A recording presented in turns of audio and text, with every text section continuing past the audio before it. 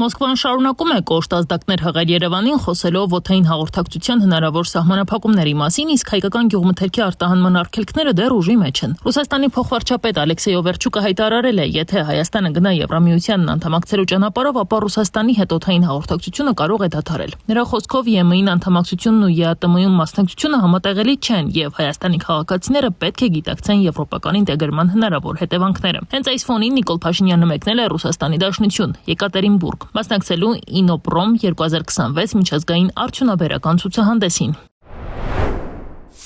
Այն, որ ավիահաղորդակցությունը միևնույն է շարունակվելու է, դրանում կասկած չունեմ, որովհետև դա ռացիոնալ չի, որ դադարեցվի, նույնիսկ եթե Հայաստանը շարժվի դեպի ԵՄ։ Թեպետ այս իմաստով էլ ռացիոնալ չի, որ մոտակա 5-10 տարիների ընթացքում Հայաստանը կարող է լինել ԵՄ անդամ։ Նույնիսկ անդամության թեկնածու լինելը բավական ժամանակահատված է պահանջելու եւ ջանքեր, ինչը ես կարծում եմ դարձյալ իրատեսական չի առաջիկա առնվազն 5 տարիների համար։ Փաշինյանի այցը տեղի ունենում ոչ միայն տնտեսական, այլև վերջին ամիսներին կուտակված քաղաքական խնդիրների ֆոնին։ Քաղաքական վերլուծաբան Ստեփան Դանիելյանի կարծիքով այն պետք է դիտարկել նաև ներքաղաքական տրամաբանության մեջ, քանի որ նախընտրական շրջանում կոշտ հայտարարությունները հաճախ ծառայել են արտաքին եւ ներքին աջակցություն ստանալու նպատակին։ Հիմա, երբ որ ընտրությունները վերջացել են եւ սահմանադրական դատարանը իմ կարծիքով անօրինական որոշում է կայացրել,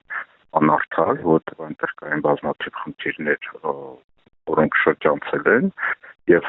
դա էլ սպասվում էր։ Հիմա ինքը փորձում է Ռուսաստանի հետ ինչ-որ հարաբերություններ կարգավորել առաջերտին տնտեսական դաշտում։ Միևնույն ժամանակ փորձագետների գնահատմամբ Ռուսաստանի կողմից հնչող հայտարարություններն ու տնտեսական սահմանափակումների վերաբերյալ ազդակները դիտարկվում են ազդեցության գործիքներ Հարավային Կովկասում դիրքերի պահպանման համատեքստում։ Ձևավորվել է այնպիսի կոնֆիգուրացիա, երբ Ռուսաստանի Դաշնությունը կարծեք թե դուրս է մղվում Հարավային Կովկասից եւ Հարավային Կովկասի ամբողջ, այսպես թե լոգիստիկ, թե ընդհանուր տնտեսական փոխկապակցվածությունը առանց Ռուսաստանի, ինչը Ռուսաստանի համար եւ խնդիր է եւ մարտահրավեր է։ Ստեփան Դանիելյանի գնահատմամբ իշխանության կողմից շրջանառվող ԵՄ ինտեգրման նորակարգը գործնական բովանդակություն չուներ եւ ավելի շատ քաղաքական հայտարարությունների մակարդակում էր։ Բոլորս հասկանում ենք, որ Եվրոմիության Հայաստանի անդամակցությունը դա փուչիկ է,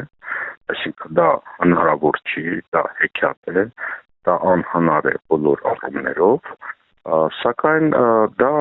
ինքը ներկայացնել որպես աշխարհաքաղաքական ինչ-որ բան, ինչ-որ ցուցիչ, որ ինքը գնում է դեպի արևմուտք։ Քաղաքագետը նաև ուշադրություն է հրավիրում այն հանգամանքի վրա, որ Փաշինյանի այցը համընկել է ԲՀԿ առաջնորդ Գագիկ Ծառուկյանին պատկանող բիզնեսներում ուժայինների իրականացրած գործողությունների հետ։ Հաշվի առնելով, որ Փաշինյանը հրապարակայնորեն Ծառուկյանին կապել էր ռուսական ազդեցության շրջանակների հետ, Դանիելյանի խոսքով ստեղծվում է տպավորություն, որ այս զարգացումները կարող են ունենալ նաև քաղաքական ենթատեքստ։